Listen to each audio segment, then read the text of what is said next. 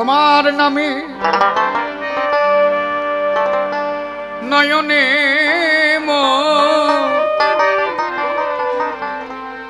অশ্রু ঝরে যে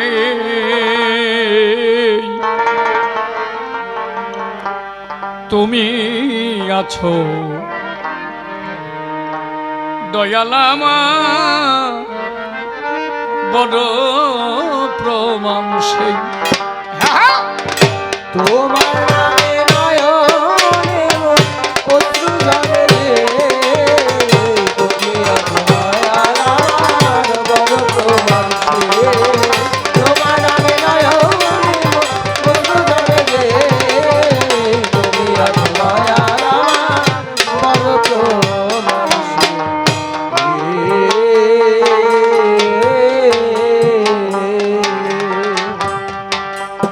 আমার জ্ঞান বিজ্ঞান আর যুক্তি প্রমাণ জ্ঞান বিজ্ঞান আর যুক্তি প্রমাণ, জ্ঞান বিজ্ঞান আর যুক্তি প্রমাণ কোনো কিছু দরকার নেই তুমি আছো দয়াল আমার বড় প্রমাণ সে।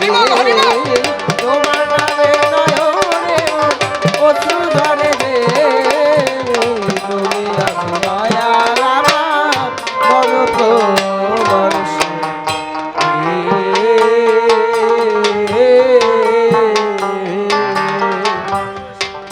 ভাবুক কবি প্রেমিক কবি পাগল বিজয় সরকার উনি বললেন তোমার নামে নয়নে মোর অশ্রু ঝরে যে তুমি আছো দয়াল আমার বড় প্রমাণ সে। তোমার নাম নিতে যখন চোখে জল আসে আমি তখনই বিশ্বাস করি তুমি আছো। আচ্ছা একটা মানুষ খালি খালি কাঁদতে পারে কি? আপনি একটু চোখে জল এনে দেখান দেখি, পারবেন না। কিন্তু আপনি বলেন তো, আপনি হরিনাম নেওয়া মাত্র আপনার শিহরিয়া ওঠে গাত্র, অত্র চোখের জল টপ টপ টপ টপ করে ঝরে পড়ে। আপনাকে তো কেউ মারেনি, আপনাকে তো কেউ ব্যথা দেয়নি, তাহলে আপনি কাঁদেন কেন? আপনাকে যদি অন্য কারো নাম বলা হয় সেই নামে কি আপনার চোখে জল আসবে? আসবে না। কিন্তু হরিনাম নেওয়া মাত্র আপনার চোখে জল আসে। বিজয়বাবু বললেন আমার বড় প্রমাণই তাই, তোমার নাম নিতে চোখে জল আসে, তাতেই আমি বিশ্বাস করি প্রভু তুমি আছো, তুমি আছো, তুমি আছো।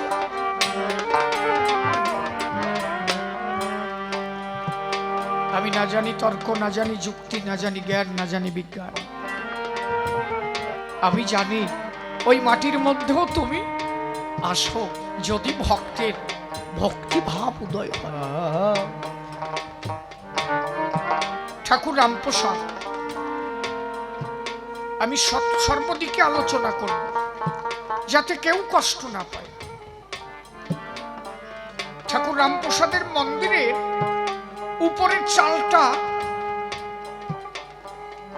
ওই চালের মধ্য দিয়ে চালটা নষ্ট হয়ে গেল, মধ্যে দিয়ে এইভাবে বৃষ্টি পড়লে মার গায়ে জল পড়ত। আস্তে কথা বলবেন না, আমি যখন হাসির কথা বলবো হাসবেন, আমি যখন প্রেমের কথা বলবো তখন নিজে প্রেমিক হয়ে যাবেন। শ্রবণে দর্শন, সার্থকতার জীবন। আমরা এখানে হাসির জন্য কিন্তু বসিনি, যেহেতু কবিগান মাঝে মাঝে হাসির কিছুটা হয় প্রয়োজন, কারণ বাচ্চারা থাকে অনেকজন, তাই তো। কিন্তু মূল বিষয় হচ্ছে আমরা সবাই বসেছি একদিন যাতে আমরা সবাই কৃষ্ণ প্রাপ্তি হয়, একদিন যাতে রাধা গোবিন্দের চরণ দর্শন হয়।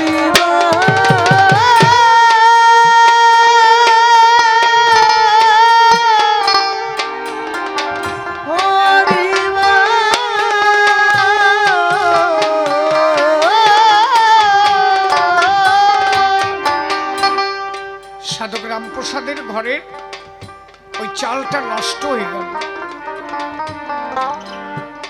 আস্তে, রামপ্রসাদের চালটা কি দিয়ে করা জানো?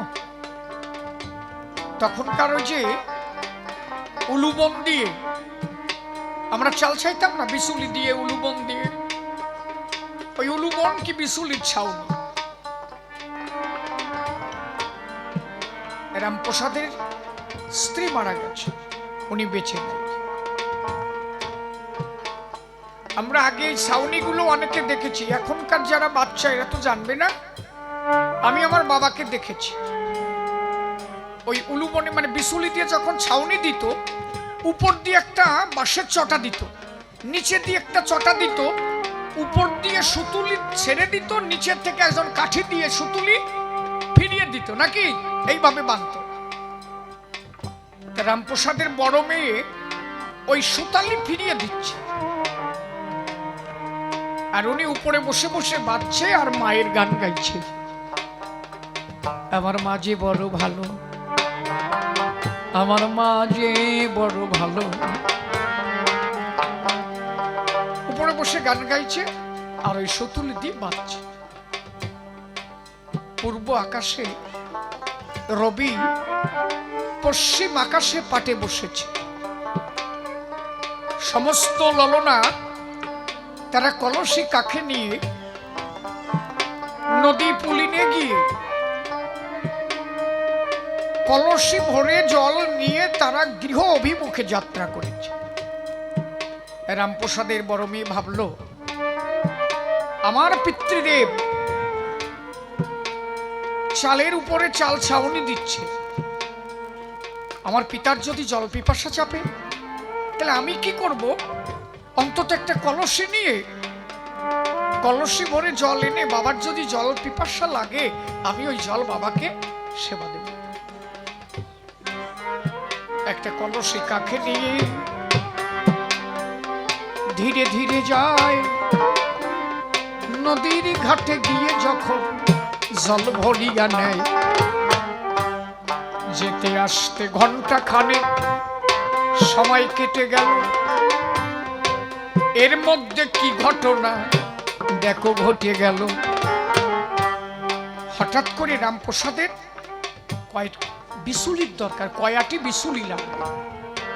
আমরা যে বিচুলি আটি বাঁধতাম না, আটি বেঁধে বেঁধে রাখতাম, গোল গোল করে আটি বাঁধতাম। উপর থেকে রামপ্রসাদ মেয়েটাকে বলছে, বড় মা কয়েকাটি বিচুলি দাও, বিচুলি শেষ হয়ে গেছে। বড় মা তো কলসি নিয়ে জল ভরতে গেছে, কেউ ডাক শুনছে না। ও বড় মা গেলে কোথায়? বারবার বলছি, শুনছো না বড় মা? কয়াটি বিচুলি দাও, তাড়াতাড়ি ঘরটা বেঁধে ফেলি, বৃষ্টি নামলে মা ভিজে যাবে তো। তারা কখনোই ভাবেনি ওটা মাটির মূর্তি, তারা ভেবেছে ওই মাটি ওইটাই আমার খাঁটি। তোমার যত সময় জ্ঞান থাকবে তত সময় ঈশ্বর প্রাপ্তি হবে না। তুমি যদি মনে করো ওটা মাটি, ওর মধ্যে খড়কুটো ভরা, তাহলে তোমার কাছে তাই। আচ্ছা তুমি যখন এই গোবিন্দকে ওই যে একটা ছবি দিয়েছো, তাই না? যখন প্রণাম করছো তখন কি তোমার মনে এই ভাবনা জাগছে যে আমি একটা ছবিতে প্রণাম করছি? তাহলে প্রণাম দেওয়া খালি খালি। কিন্তু যখন তুমি প্রণাম করছো তখন তোমার মনে আত্মবিশ্বাস, ওটা ছবি নয়, আমি আমার গোবিন্দকে প্রণাম করছি, আমার গোবিন্দ এখানে আছে, আমার রাধা গোবিন্দ এখানে আছে।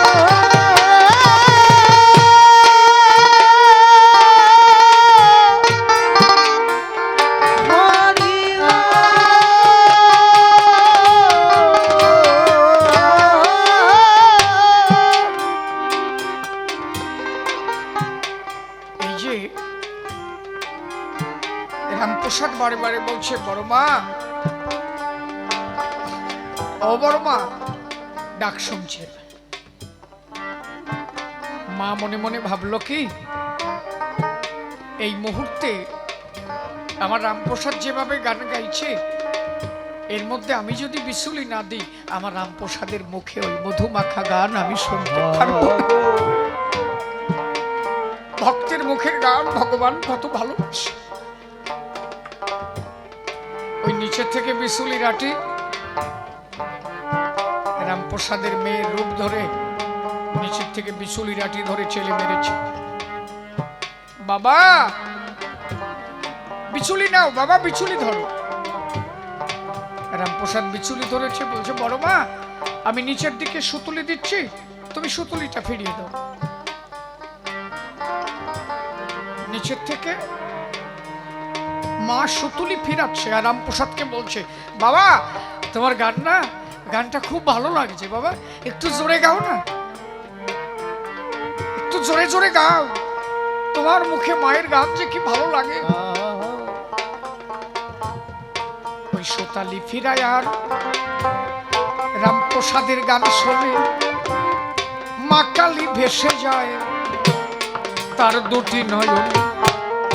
ভক্তের মুখে গান শুনে মা কি আনন্দ পেল, একবার মা কালী প্রেমানন্দে সবাই হরি হরি বল, হরি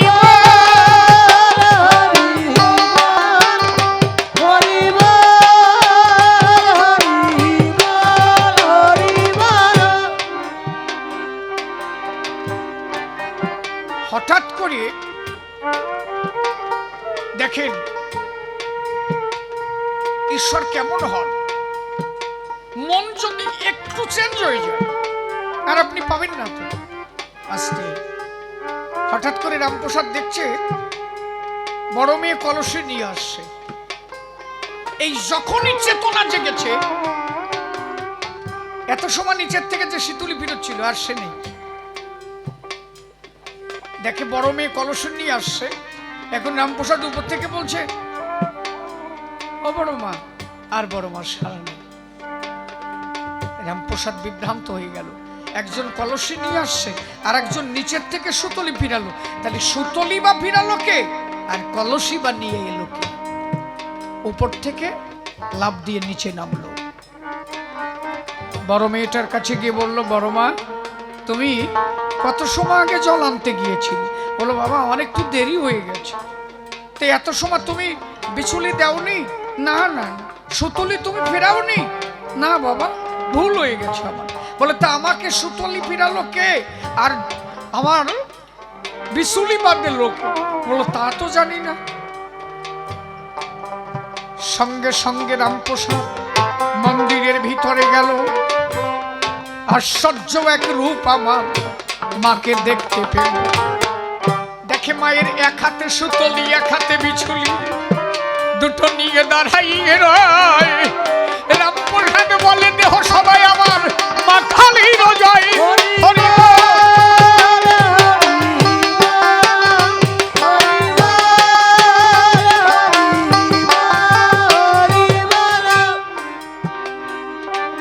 একান্ত ভক্তি ভাব রহিলে পরে পেতে পারো তারে।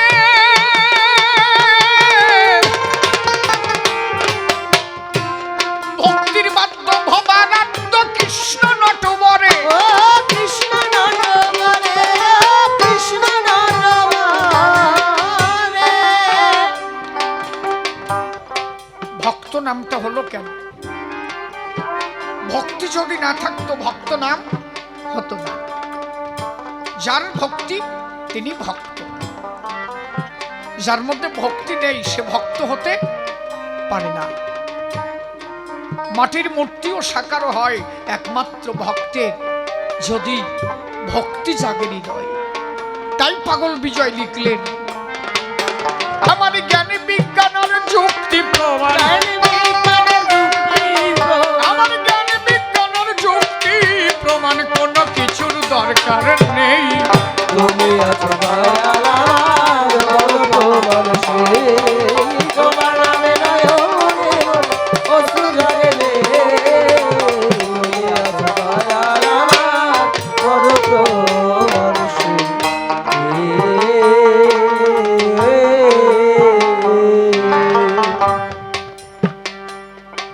তুমি যখন দাঁড়াও এসে আমার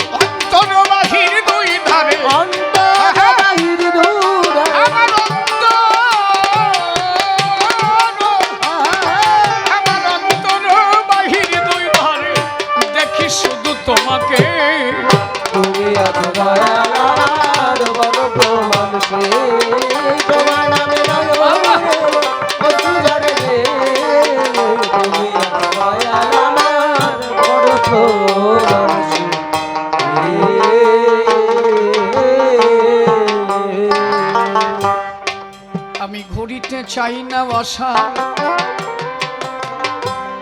বান্ধবে সংসারের পিছু তোমার চরণ তলে মাথা রাখিব নিচু ও রাখিব নিচু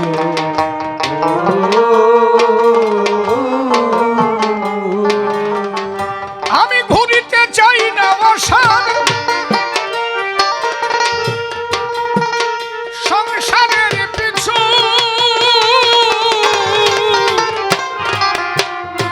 তোমার চরণ তলে মাথা রাখিব নিচু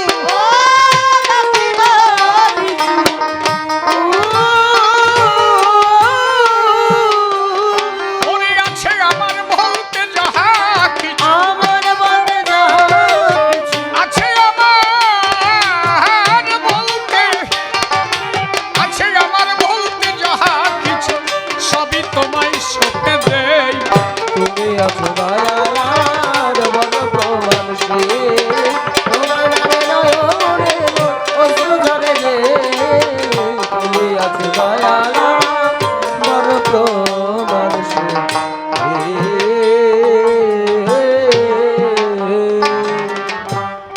তুমি দাও না ধরা যাও না দূরে ও দয়াল আমাকে রেখে লুকাইয়ে লুকাইয়ে হাসো আড়ালে থেকে ও আড়ালে থেকে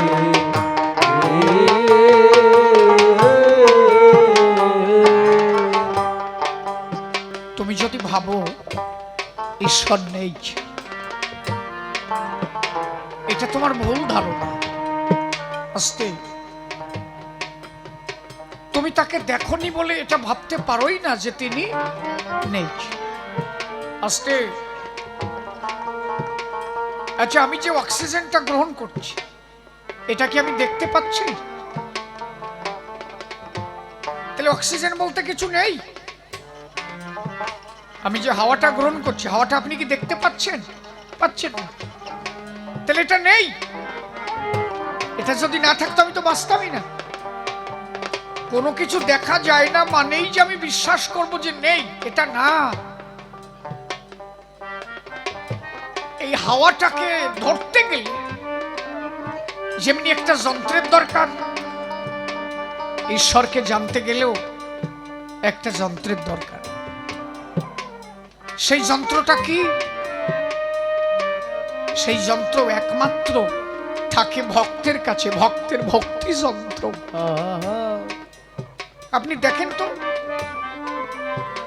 আপনি ৫ তলার উপরে বসে আছেন একটা ঘর আটকিয়ে বসে আছে অনুধাবন করে আপনি একটা মেসেজ দিলেন এই মেসেজটা আপনার এইখান থেকে ১ সেকেন্ডের মধ্যে আমেরিকা চলে গেল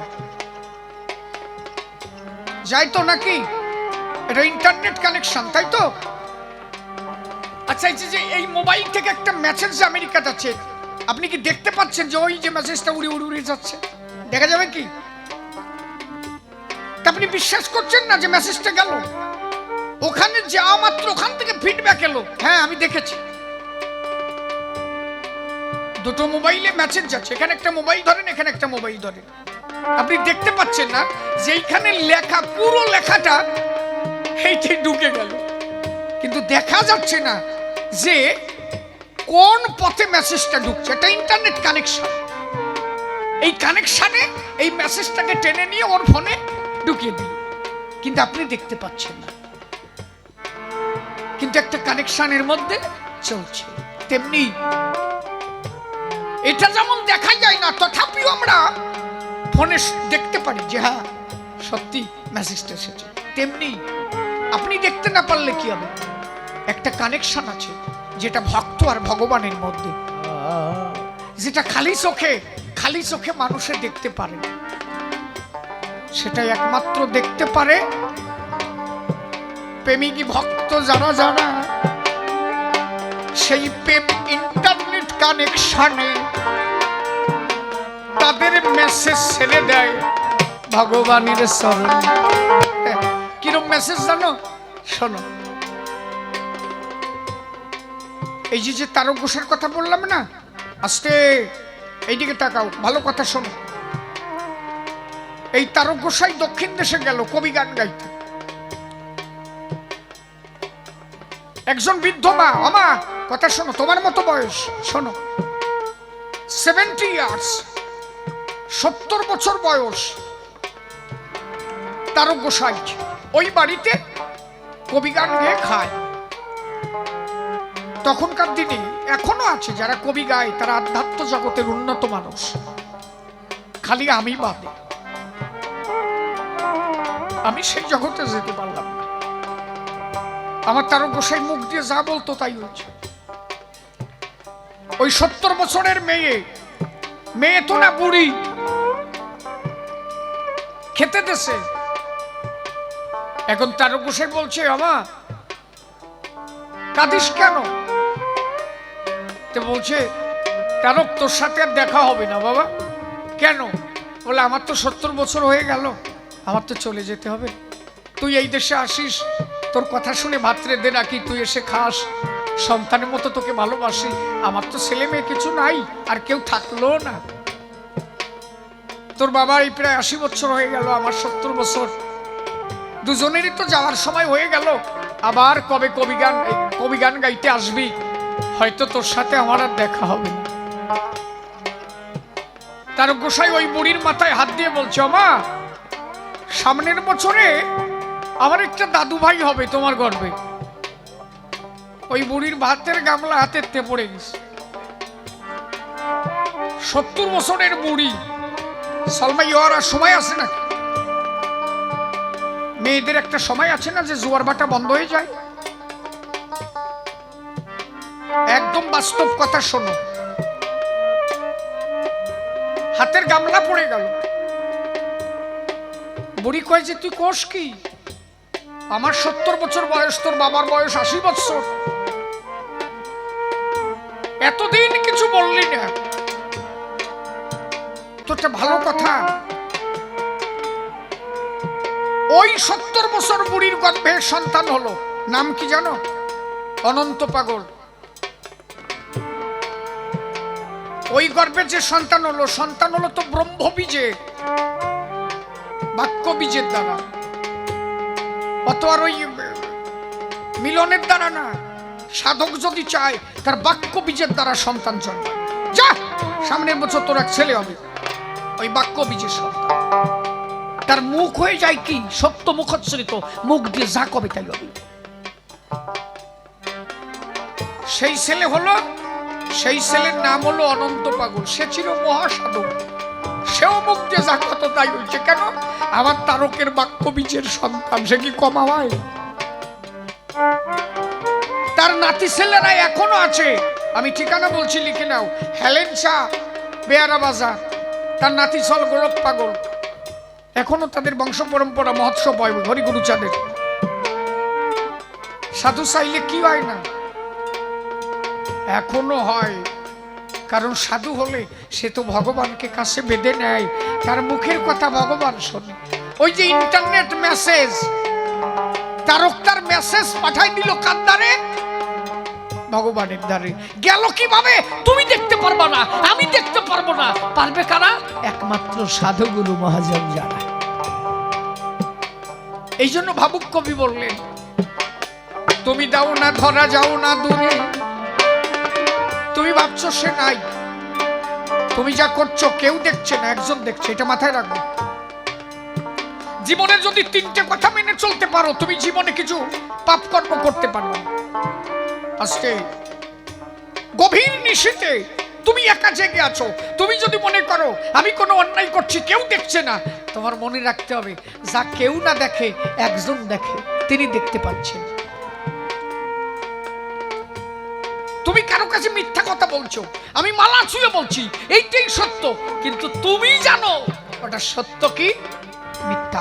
কেউ সত্য মিথ্যার বিচার করতে পারবে না, একমাত্র বিচারক তুমি, যদি তুমি তোমার বিবেকের কাছে প্রশ্ন করো। সবাই তোমারে সাধু বলছে, তুমি সত্যি কি সাধু? সবাই তোমারে সাধু বলছে, তুমি কি সত্যি সাধু? তুমি বালিশে মাথা দিয়ে নিচের কাছে জিজ্ঞাসা করো, সবাই তো সাধু বলে, আমি কি সত্যি সাধু হয়েছি? আগে তুমি নিজের কাছে সাধু কিনা সেই বিচার করো। তাহলে গভীর নিশীতে তুমি কাউকে মিথ্যা বলছো, তুমি ভাবছো কেউ জানে না। মনে রাখবা, যা কেউ না জানে একজন জানে। তুমি যা শুনছো ভাবছো কেউ শুনছে না, না গো, একজন শোনে। যদি এই কথাগুলো মনে রাখতে পারো তাহলে তোমার দ্বারা কোনোদিন কোনো কুকর্ম হবে না। পাগল বিজয় বললেন, দাও না ধরা যাও না দূরে আমাকে রেখে, তুমি লুকাইয়ে লুকাইয়ে হাসো আড়ালে থেকে। ও আড়ালে থেকে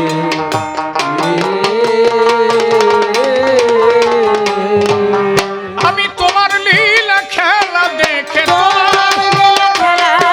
ওরে তোমার লীলা খেলা দেখে মন প্রাণের স্বাদ মিটাই।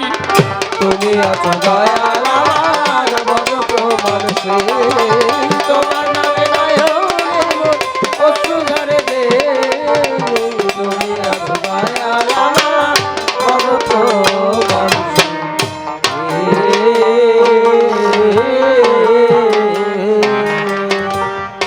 ঘুরিতে চাই না অসার সংসারের পিছু, আমি তোমার চরণ তলে মাথা রাখিব নিচু।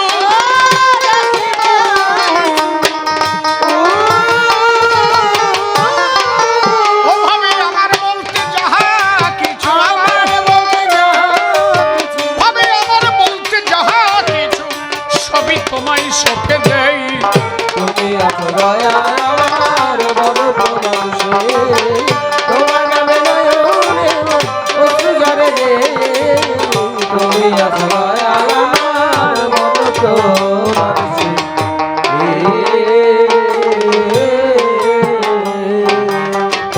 আমি কত জনের ভালোবাসা ও দয়াল পেলাম জীবনে, এ জীবন তো জুড়ায় না দয়াল তোমা বিহনে। ও তোমা বিহনে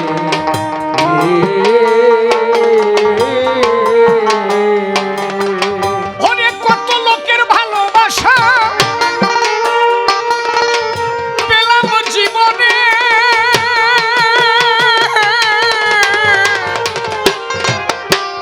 এ জীবন তো জুড়ায় না দয়াল তোমা বিহনে। ও তোমা বিহনে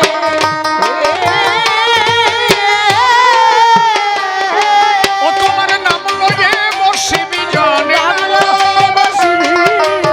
তোমার নাম লয়ে,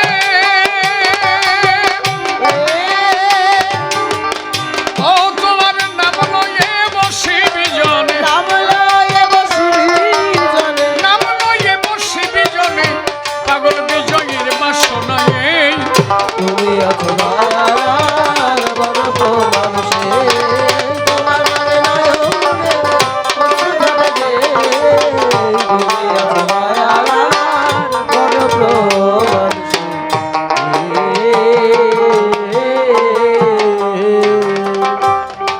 সাধুদের দ্বারা জগৎ মাঝে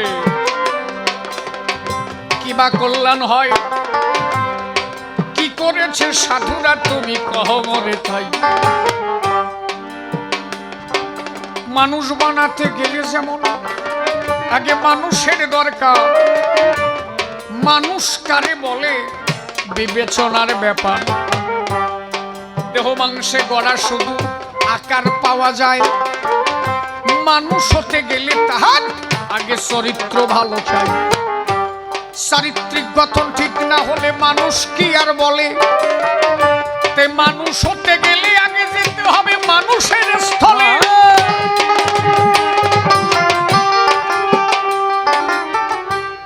একজন মা, একজন বাবা একটা সন্তানকে ছোটবেলা থেকে সুশিক্ষা দেয়। আগে মায়ের কাছ থেকে শিক্ষা পায়, তাই তো? মা তারে শিখায়, ওই তোর বাবা আসছে, উনি তোর বাবা, প্রণাম কর। উনি তো জেঠু মশাই, প্রণাম কর। তারপরে ছেলেটা যাতে মানুষের মতো মানুষ হয়, তারে প্রাইমারি স্কুলে দেয়, সেখানে শিক্ষা গ্রহণ করে। তারপরে একটা বিয়ে দেয়। বিয়ের পরে মা বাবা চিন্তা করে, আমি যে ছেলেটাকে এনেছি ধরাই, দেহটাকে শুধু আমি দিয়েছি, কিন্তু ওর মধ্যে যে আত্মা, ওটা তো আমি দিই নাই। মায়ের 4, পিতার 4, গুরুর দেওয়া 10, 18 মোকাম তত্ত্বে ফেরে মহারস। তাহলে এই দেহখানা রক্ষা করবে, একদিন ওর চলে যেতে হবে, একদিন ও গোবিন্দ সাগরে বিলীন হবে। আমি যেমন চলে যাব, ওরও যেতে হবে। ও যাতে গিয়ে একদিন গোবিন্দ ধন প্রাপ্ত হয়, তখন মা বাবা ওই ছেলেটার হাত ধরে একজন সদ্গুরুর হাতে তুলে দেয়। কেন? এ পর্যন্ত আর যত শিক্ষা আমি দিয়েছি আজ ওরে, কিন্তু গোবিন্দকে পেতে হলে জগত সংসারে একদিন আমি চলে যাব, ও চলে যাবে, কেহ নাহি রব। তাই তোমার কাছে গোসাই আমি মনের কথা কব। আমার এই ছেলেটা কোন পথে গেলে পাবে রসময়, আজ হইতে তোমার মতো গুরুর হাতে ধরে দিলাম। তাই ওরে সুশিক্ষা দিয়ে যাতে ও গোবিন্দ সাগরে যায়, একদিন রাধা গোবিন্দের যুগল মিলন মহানন্দে পায়।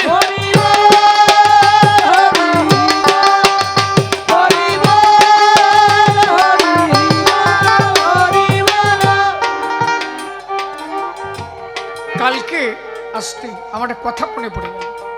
কালকে আমি যে আসরে গান গেয়েছি, ওটা হচ্ছে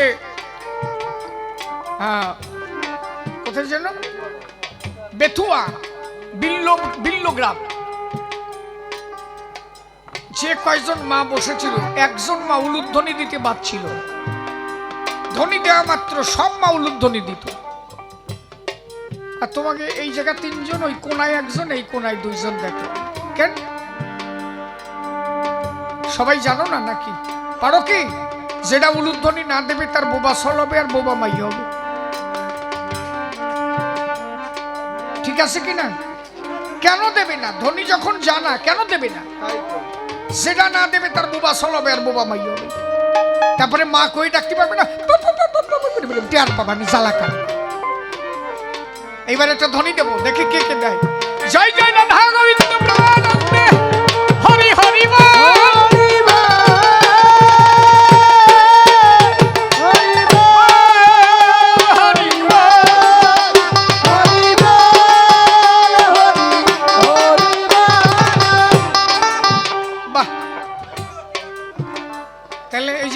খালি কে দেয়? এটা তো গুতো হয় নাকি? ওই যে খুঁটির গুড়ায় ওই বুড়িও দেশে, উনি ভাবছে ওনারও সালমাই হবে। ওনার যে বয়স নাই, ও সাথে ওনার মনেই নাই। উনি ভাবছে কেন আমার ওইও পরে ঠিক নাই, শালা দিয়ে ফেলাইছে।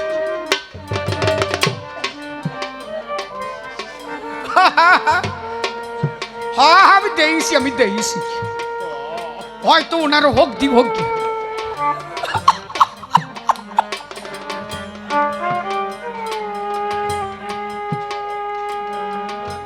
মানুষ জোকে জোকে দিয়ে ফেলায়, উনিও জোকে দিয়ে ফেলাইছে। ওনার মনে নাই যে আমার আর হওয়ার বয়স নাই। দেখ এই বুড়ি রস পাইছে কি চাই।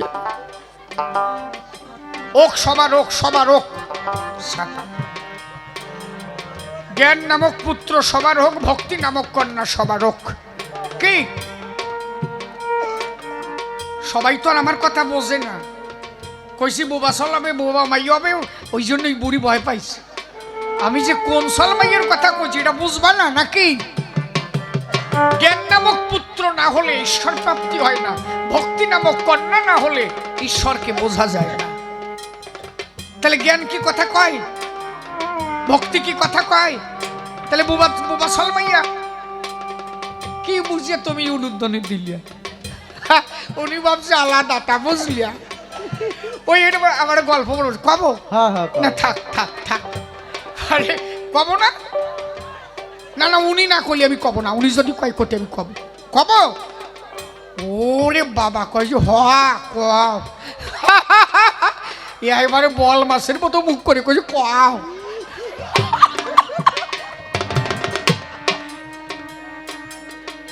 একজন মাইয়ে বিয়ে দিয়েছে উত্তরপ্রদেশ, বুঝলি?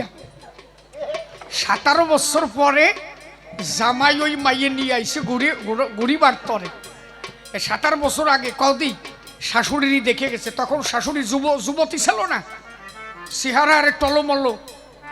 শাশুড়ির চেহারা সে যাই হোক, তা টলমলো কব কেন কি, মানে মোটামুটি একটা নাদুস নুদুস ছিল, একটা ভাব ছিল। তা শাশুড়ির চুল কালো ছিল। 17 বছর পরে এসে দেখে যে 2 সাইডে পাক ধরিস। জামাই তো ইউপির, ও তো হিন্দি কথা কয়। শাশুড়ির ওই চুল পেকে গেছে, তো ওই পাকা দেখে বলছে, মাইজি তেরে বাল পাক গাই।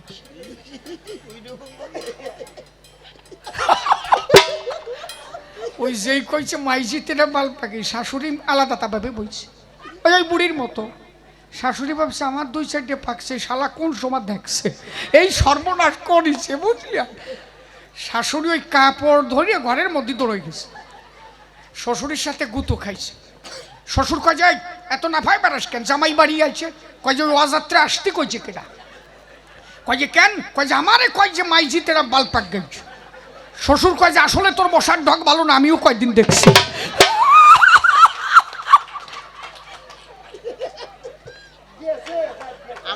ওই বুড়িতে গোড়ায় পড়িছে, চাইয়ে দেখ, চাইয়ে দেখ, ওরে দেখ গোড়ায় পড়িছে, চাইয়ে দেখ। এ দেইস রে। আবার আর একটা না করিয়ে বসে। আমি এই গল্প একবার ওই যে মালদা দিছিলাম, বুঝলি? এক বুড়ি এই শুনিয়ে তলাতে সোনা ছেড়ে দিছে, জল বাইয়ে যাচ্ছে, আর এক বুড়োর ফাঁসা ভিজে গেছে। ওই বুড়ো কয় যে গান বাদ দাও, তুই সাথে আমার ফাঁসা ভিজে যায় কেন? ওই বুড়ি কয় যে এইরকম গল্প দিলে আমি করবো কি, আমি ধরে রাখতে পারি নাই, জাগাতে জানিয়ে দিছি। আরে দাঁড়া দিবালি সাথে কথা কইছি, দাঁড়া বসে না, চাইয়ে দেখ ওই বুড়ির দশা কি হচ্ছে, চাইয়ে দেখ। হ্যাঁ না ওই দিকে তাকাতে হবে, এদিকে যাওয়া হয় ওকে।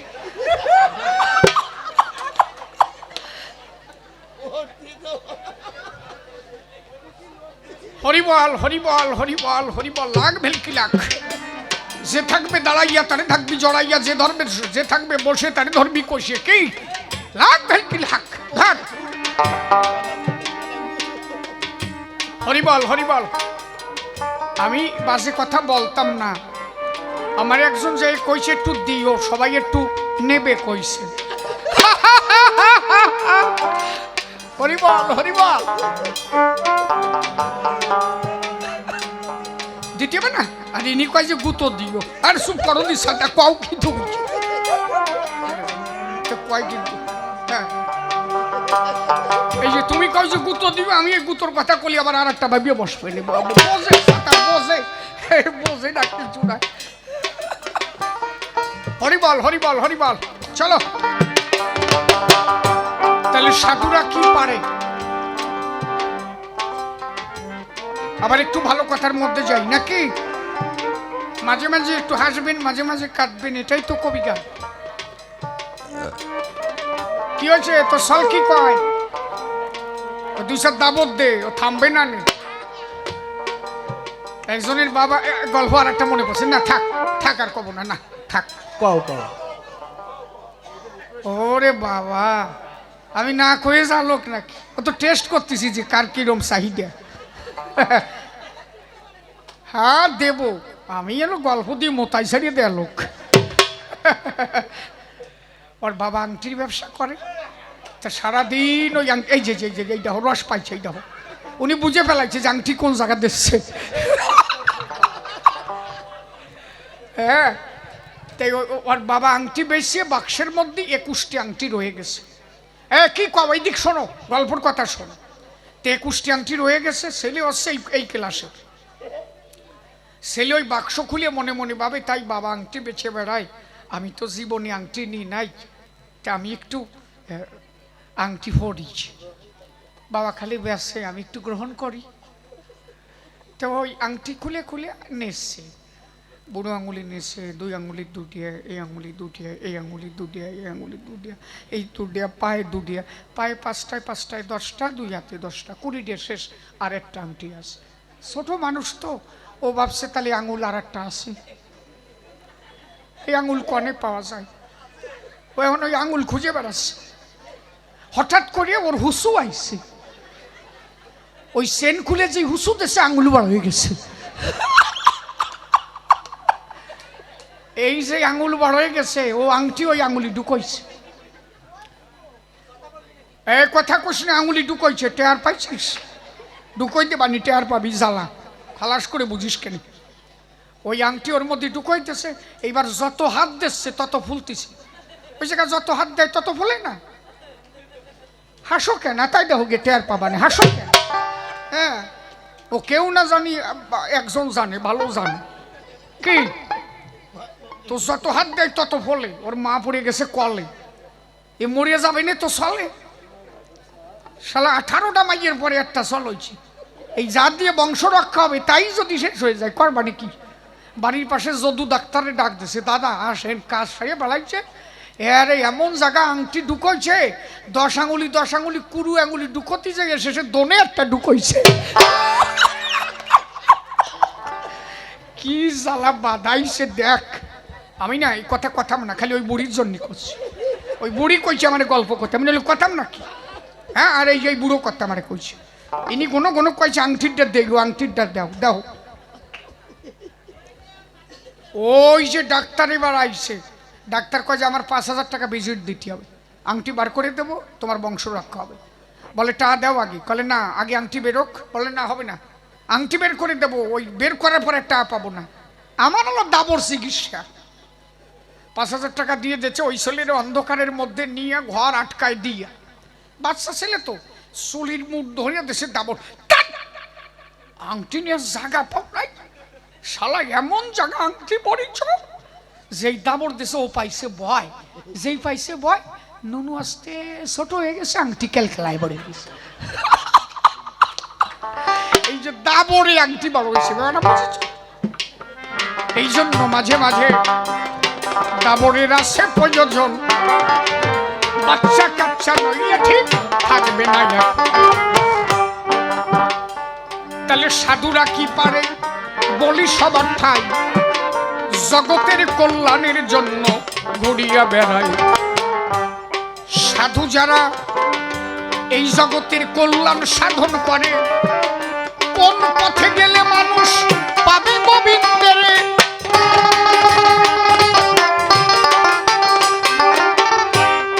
সাধু ছিল হরিদাস, বৈষ্ণব একজন, যার কি পাই লক্ষ হীরা মানুষ হয় তখন।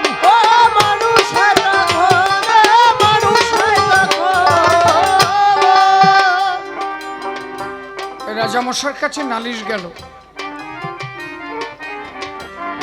যে এক হরিদাস হরি নামে জগৎ মাতোয়ারা করছে। আস্তে, আর বাজে কথা হবে না, এবার একটু ধর্ম কথা বলছি, ভালো কথা শোনো। ওই যে নটি লক্ষ হীরা, লক্ষ হীরা কেন?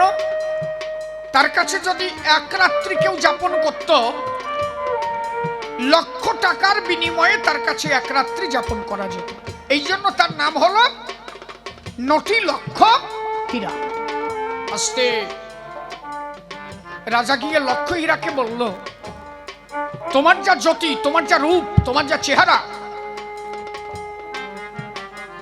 কত সাধু মহাপুরুষ যোগী ঋষি মণি তোমাকে দেখে ভুলে যায়, কিন্তু হরিদাস ঠাকুর কে এমন যে এক হরিদাস হরি নামে জগৎ মাতাচ্ছে। হরিদাসকে যদি ভোলানো যায়, হরিদাসের সাধনা যদি চূর্ণ করা যায়, তবে হয়তো এই ধর্ম থেকে বিরত করা যাবে। লক্ষ হীরা বললেন, আপনি আমাকে মাত্র একটা দিন সময় দেন, আমি একদিনের মধ্যে ওইরকম সাধু আমি কত দেখেছি। সাধু কারে কয় শোনো। লক্ষ হীরা একদিন সময় নিল, পায়ে নুপুর পরে, সুন্দরী বেশ পরে লক্ষ হীরা ধীরে ধীরে করেছে গমন। হরিদাসের কাছে গিয়ে দাঁড়ালো যখন, নুপুরের ধ্বনি তার রুনু ঝুনু বাজে, হরিদাস ঠাকুর নাম করেছে গোবিন্দ রসরাজে। হরিদাস ঠাকুর নামে মত্ত আছে। আস্তে নটি লক্ষ হীরা পাশে গিয়ে নুপুরের ধ্বনি দিচ্ছে। ঠাকুর হরিদাস ঠাকুর ওই নৃত্যের ধ্বনি শুনে আস্তে আহা হা হা হা আস্তে বসেন, আস্তে বসেন, বসে বসে একটু নীরব, একটু নীরব। হরিদাস ঠাকুর বললেন,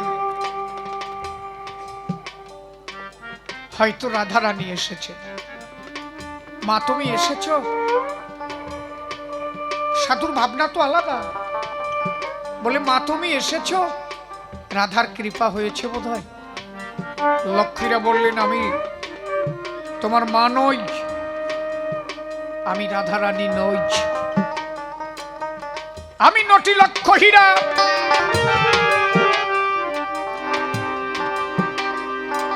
আমার দিকে চাহ তুমি,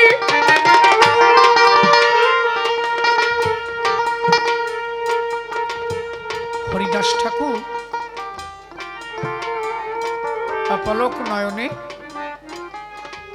নটি লক্ষ হীরার দিকে তাকালেন। বললেন, তুমি তো আমার মা, আমি তো তোমাকে মা বলে জানি। এসেছো মা, বসো। বলে, আমি শুনেছি তোমার কাছে কেউ এলে তুমি নাকি কাউকে বিমুখ করে ফিরাও না। আমি যে তোমার কাছে কিছু চাই। কি চাও? বললো, আমি তোমার কাছে রতি ভিক্ষা চাই, রতি ভিক্ষা চাই। হরিদাস ঠাকুর বললেন, তুমি রতি ভিক্ষা চাও? আমার কাছ থেকে তুমি রতি নেবে, তাই? আমি তোমাকে রতি দেব। আমার কাছে কেউ এসে তো বিমুখ হয়ে যায় না, গোবিন্দ সবাইকে পূর্ণ করে। তুমি যখন রতি চেয়েছো, আমি তোমাকে রতি দেব। তবে একটা কথা, কি? আমার এই নাম সাঙ্গ হলে আমি তবেই তোমাকে রতি দেব, তুমি পাশে বসে থাকো। হরিদাস ঠাকুরের পাশে নটি লক্ষ হীরা বসে আছে। হরিদাস ঠাকুর দুটি চোখের জলে বেশে বেশে গোবিন্দের নাম গুণাগুণ কীর্তন করছে। হে গোবিন্দ, এ তুমি কি পরীক্ষায় আমাকে ফেলালে? আমি হরিদাস যদি ডুবে যাই তাতে কোনো দুঃখ নাই, কিন্তু সবাই তো জানে হরিদাস হরি নামের দাস। আজকে হরিদাস যদি ডুবে যায় তাতে তোমার নামের কলঙ্ক হবে। প্রভু, তুমি তোমার হরিদাসকে রক্ষা করো। চোখের জলে বেশে বেশে হরিদাস করে হরিনাম। যার উপরে আছে আমার কৃষ্ণ গুণধাম। আনন্দে হরিদাস হরিনাম গায়, প্রেমাশ্রু হরিদাসের ভাসিয়া যায়।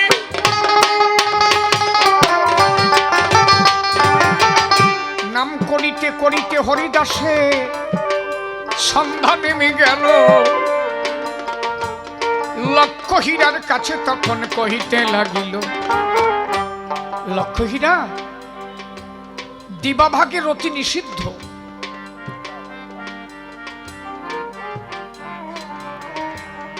এই নাম করতে করতে রাত পোহায় গেল।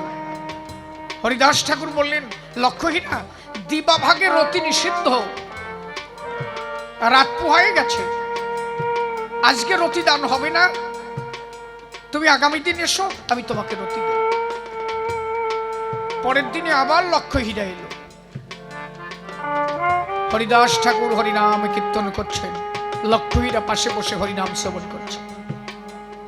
সাধুর মুখের নাম শুনতে শুনতে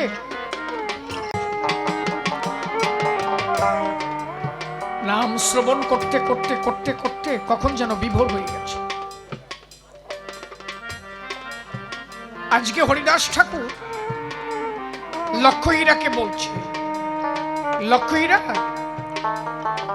তুমি তৈরি হও, আমি তোমাকে রতি দান করব। সাধু কি পারে? বাবা শোনো, এই যে 3টে দিন সাধুর মুখের হরিনাম শুনে লক্ষ্যহীরা হরিদাসকে বলছে, আমি আর রতি চাই না। কেন চাও না? তুমি তো আমার কাছে বলেছিলে রতি চাই না। আমি তো তোমাকে রতি দিতে এসেছি, তৈরি হও, আমি তোমাকে রতি দেব। লক্ষ্যহীরা বললেন, আমি তোমার কাছে রতি চাই না, আমি বড় ভুল করেছি। আমি ভেবেছিলাম আমার রূপ ও যৌবনে সবাইকে বোলানো যায়, কিন্তু একজন সাধুকে যে বোলানো যায় না, এটা আমার মনেই ছিল। আমি তোমার কাছে রতি চাই না। কি চাও? আচ্ছা, দেখলাম একটা বনের পশু মুখে তৃণ নিয়ে, একটা হরিণী, সে এমন কি বুঝলো যে তোমার মুখের হরিনাম শুনে তোমার পায়ের কাছে সে তোমার চরণ ধুলি ছেটে ছেটে। দেখলাম কত মানুষ সে তোমার চরণে গড়াগড়ি যাচ্ছে, কত মানুষকে তুমি পেয়ে মানিক্য দিচ্ছ প্রেমের দেশে আনন্দ ভরে।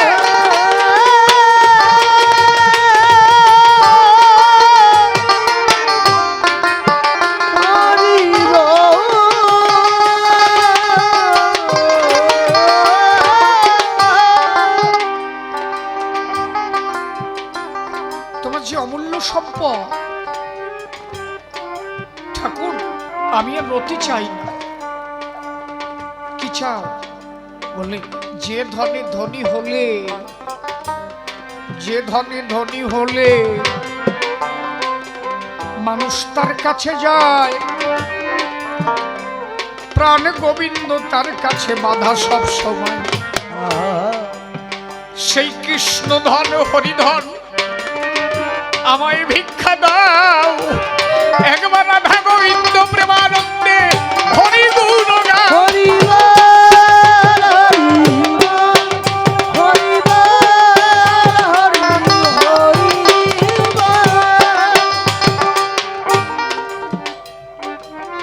হরিদাস ঠাকুর বললেন, আমি যখন কথা দিয়েছি,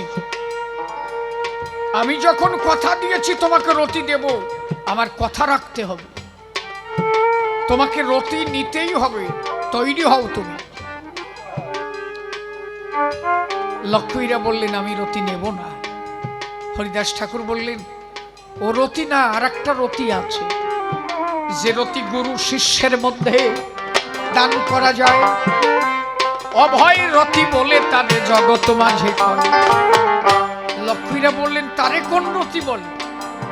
বলে, আমি তো সেই রতি দেব তোমার কর্ণমূলে। সে রতি কি জানো?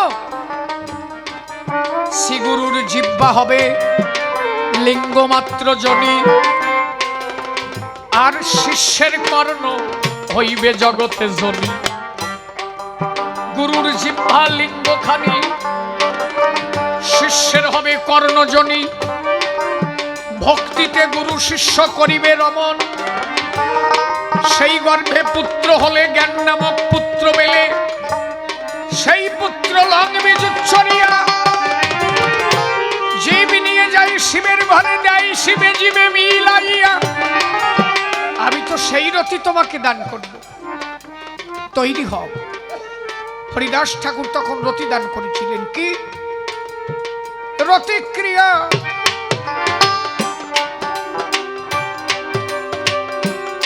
রতিক্রিয়া করতে বৃদ্ধি, করতে হবে রাগের বৃদ্ধি, যেতে হবে বিবেক বুদ্ধির ঘরে। রতিক্রিয়া করতে সিদ্ধি, করতে হবে রাগের বৃদ্ধি, যেতে হবে বিবেক বুদ্ধির ঘরে। ওরে ভক্তি তো সব বিছাইয়া, প্রেম বালিশে থাকবো শুইয়া। ভক্তি তো সব বিছাইয়া, প্রেম বালিশে থাকবো ধ্বনি।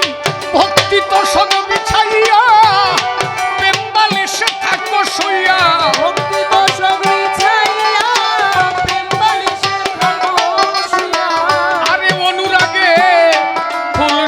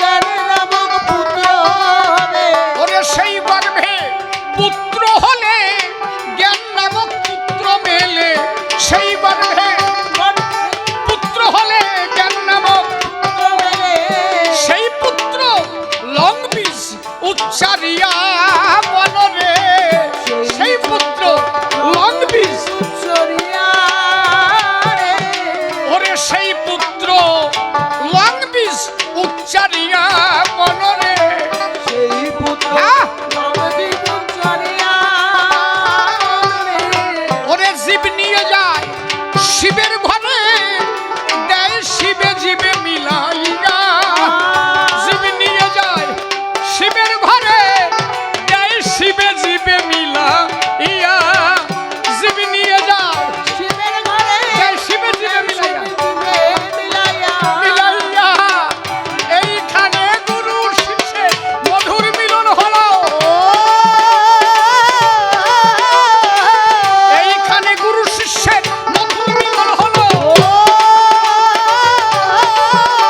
একবার রাধা গোবিন্দ প্রেমানন্দে হরি হরি বলো মনে একবার হরি বলো মনে একবার হরি বলো মনে একবার হরি বলো এই জন্য গুরু শিষ্যের মধুর মিলন আরে গুরু কৃষ্ণ অভিদাত্তা যেন সর্বক্ষণ ও গুরু কৃপা না হলে তার গোবিন্দ কৃপা নয় শ্রী গুরুর কৃপা ধন্য মনে রেখো তাই এই জন্য সবার গুরুরই দরকার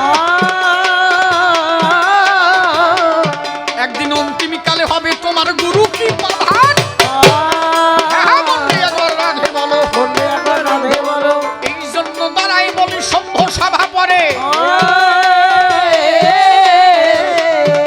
আরে সাধু গুরু না হলে কে শিক্ষা দেবে তোরে দেহ ধরে দেখ তোর আছে পিতৃধন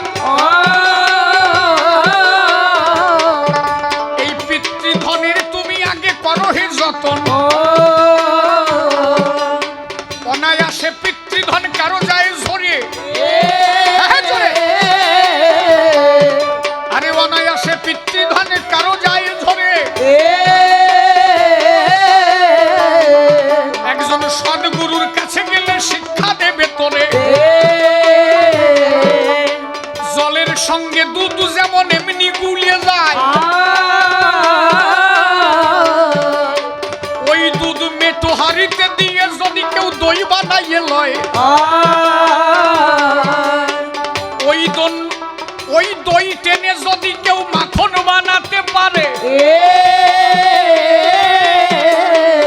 তখন জলে ছেড়ে দিলে মাখন ভাসিয়া বেড়াবে যখন ওই দই দুধ ছিল জলে গুলে গেল ওই দুধ থেকে মাখন হলো জলে ভাসিয়া বেড়ালো তোমার মধ্যে পিতৃ সত্তা দুধের মতন আরে নারী স্বরূপ জলে গেলে হইবা পতন গুরুর কাছে তত্ত্ব জেনে তারে মাখন বানাইয়া দাও তবে নারীর কাছে আনন্দে খেলিয়া বেড়াও এর জন্য সদ্গুরুর আছে প্রয়োজন ও যার গুরু গোসাই প্রেমানন্দে হরি বল মন মনে একবার হরি বলো মনে একবার রাধে বলো মনে একবার রাধে বলো মনে একবার হরি বলো মনে একবার হরি বলো যখন শ্রীকৃষ্ণ প্রাণ গোবিন্দ তারও গুরু ছিল ও আরে গোবিন্দের গুরু দেখো ওই যে সন্দীপনি মুনি হলো ও চলে। রামচন্দ্রের গুরু বশিষ্ঠ মুনি আরে মহাপ্রভুর গুরু আমি ভারতীকে মানি মনে একবার হরি বলো হরি বলো মনে একবার হরি বলো হরিসাদ গুরু মেনেছে জানে তার সবাই আমার হরিচাঁদের গুরু সেই রামকান্ত হয় মনে একবার হরি বলো একবার হরি বলো মনে একবার হরি বলো এই জন্য জগতে ভগবানের গুরুর দরকার নাই তবে তারা গুরু করে জগৎকে শিক্ষা দিয়ে যায় তোমরা ওই এক একজন গুরুকে ধরিবে এই গুরু ধরে একদিন তুমি গোবিন্দ পাবে মনে একবার হরি বলো মনে একবার হরি বলো মনে একবার হরি বলো এই জন্য দাঁড়াইয়া বলি সমস্ত